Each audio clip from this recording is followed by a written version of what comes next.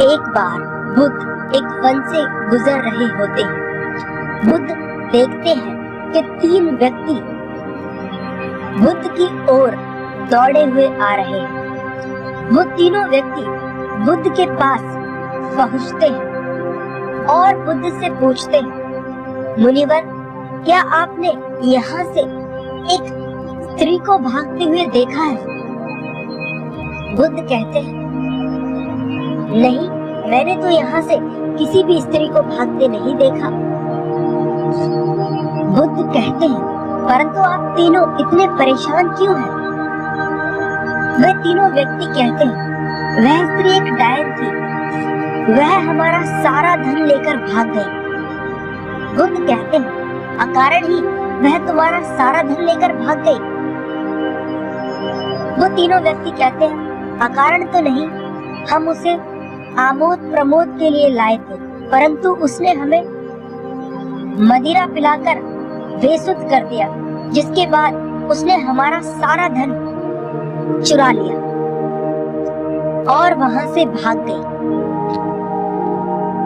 बुद्ध कहते हैं, चलो अच्छा है, उसने तुम्हारा बोझ कम कर दिया। उन तीनों व्यक्तियों में से एक व्यक्ति को क्रोध आ जाता है और वो बुद्ध से कहता है, अरे तुम हमारा उपहास उड़ा रहे हो, तुम्हें पता भी है वह धन कितना था? इतना धन तुमने आज तक अपने स्वप्न में भी नहीं देखा होगा। वह व्यक्ति नहीं जानता था कि बुद्ध बनने से पहले एक राजा के पुत्र थे, जिनके पास धन की कोई सीमा नहीं थी। बुद्ध कहते हैं, वह तो अभी भी तुम्हारा सबसे कीमती धन लूट रही है और तुम कुछ नहीं कर पा रहे हो। परंतु ये कैसे हो सकता है? धन तो उसने हमारा कल रात लूटा था। आप ये क्यों कह रहे हैं कि वो अभी भी हमारा धन लूट रही है? बुद्ध कहते हैं, धन उसने भूतकाल में लूटा और तुम उसके बारे में सोचकर अपना वर्तमान गवा रहे हैं। वह तुम्हारा वर्तमान भी चुरा रहे हैं। ऐसा हो सकता है कि तुम उसे भविष्य में पकड़ लो और उसे दंड दो, परंतु उस भविष्य और इस भूत के चक्कर में तुम्हारा वर्तमान तो खराब हो रहा है।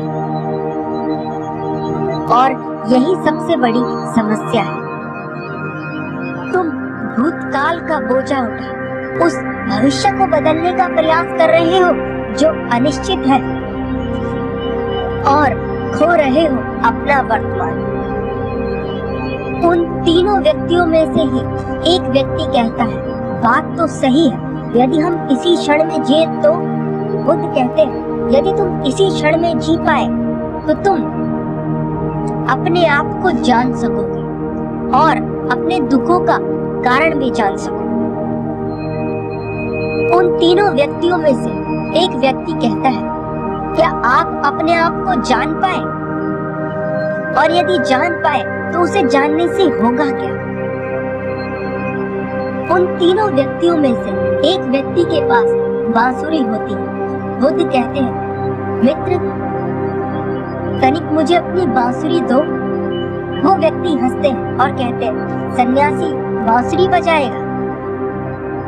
बुद्ध बांसुरी लेते हैं और बजाना प्रारंभ करते हैं। जैसे ही बुद्ध बांसुरी बजाना शुरू करते हैं, आसपास के सभी पक्षी पेड़ पौधे छोड़कर बुद्ध के पास आकर बैठ जाते हैं और वो तीनों व्यक्ति भी बुद्ध की बांसुरी की धुन में पूरी तरह से खो जाते हैं। बुद्ध बांसुरी बजाना बंद करते हैं, परंतु अभी भी वो तीनों व्यक्ति बुद्ध को एकटक देखे जा रहे हैं, क्योंकि इससे पहले उन्होंने इतनी मधुर बांसुरी कभी नहीं सुनी थी। वे व्यक्ति बुद्ध से पूछते हैं, आप इतनी मधुर बांसुरी कैसे बजा पाते हैं? बुद्ध कहते हैं, यदि तुम भी इतनी मधुर बांसुरी बजाना चाहते हो तो बांसुरी पर ध्यान ना लगाकर अपने जीवन के ऊपर ध्यान लगाओ, अपने आप को जानने के ऊपर ध्यान लगाओ। यदि तुम अपने आप को जान सके तो बांसुरी अपने आप ही मधुर बजेगी और सब लोग उसको सुनकर आनंदित होंगे। बुद्ध उनकी बांसुरी उन्हें देकर वहां से चल देते। उनमें से एक व्यक्ति दौड़कर बुद्ध के पैर पकड़ लेता है और कहता है, मुनिवर, क्या आप मुझे बांसुरी बजाना सिखाएंगे? बुद्ध कहते हैं, अवश्य, परंतु मैं तुम्हारा सारा अहंकार छीन लूंगा, और वह व्यक्ति बुद्ध का शिष्य बन जाता है।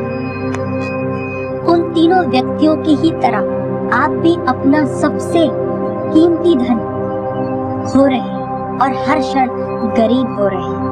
वो धन है आपका समय, वो धन है आपका वर्तमान, जो आप भूत और भविष्य के चक्कर में खो रहे हैं। धन्यवाद।